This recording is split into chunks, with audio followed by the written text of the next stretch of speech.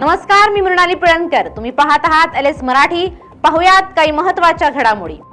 धार्मिक कार्यक्रमांसाठी गॅस पुरवठा. शिर्डी, भंडारा आणि मंदिर प्रतिष्ठानाचं व्यवस्थापन केलं गैर नाही. मंत्री मंगलप्रभात लोढा यांचं वक्तव्य. आवश्यकतेनुसार गॅस उपलब्ध करून दिला, लोढा यांच्याकडून स्पष्ट.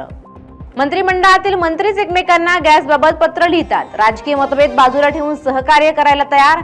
खासदार सुप्रिया सुळेंचं वक्तव्य. मतभेद बाजूला ठेवून कौटुंबिक कार्यक्रमाला गेलं तर गैर काय, सुळेंचा सवाल. नरेंद्र मोदी 12 वर्षांपासून झोपा काढतायत. हर्षवर्धन सपकाळ यांचा सरकारवर घणाघात. मोदींना जाग करण्यासाठी संघर्ष यात्रा, सपकाळांचं वक्तव्य. मालेगावात भगवान महावीर जयंतीनिमित्त बाईक रॅली. जैन समाज बांधवांकडून बाईक रॅलीचं आयोजन. रॅलीमध्ये जैन समाज बांधव मोठ्या संख्येनं सहभागी. सांगलीमध्ये डॉक्टर बाबासाहेब आंबेडकरांच्या 14 फुटी पुतळ्याचा आगमन सोहळा. मिरज आणि सांगली शहरातून भव्य मिरवणूक.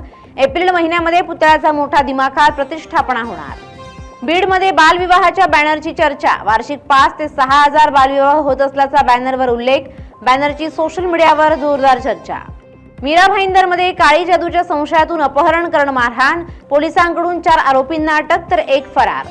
बीडच्या केसमध्ये हाय व्होल्टेज टॉवरवरील तार चोरताना टॉवर कोसळल्यानं 2 चोरट्यांचा मृत्यू. पुण्यावरून आली होती चोरट्यांची टोळी. बीडमध्ये दारूच्या नशेत मुलाकडून वडिलांच्या डोक्यात दगड घालून हत्या. हत्येनंतर आरोपी फरार. पुढील तपास पोलिसांकडून सुरू. बीडच्या मायापूर येथे बहिणीच्या जागी पत्नीला बुरखा घालून उभं केलं आणि जमीन करून घेतली नावावर. न्यायालयाच्या आदेशानंतर बीडच्या शिवाजीनगर पोलिसात गुन्हा दाखल. या होत्या आताच्या घडीच्या काही महत्त्वाच्या बातम्या.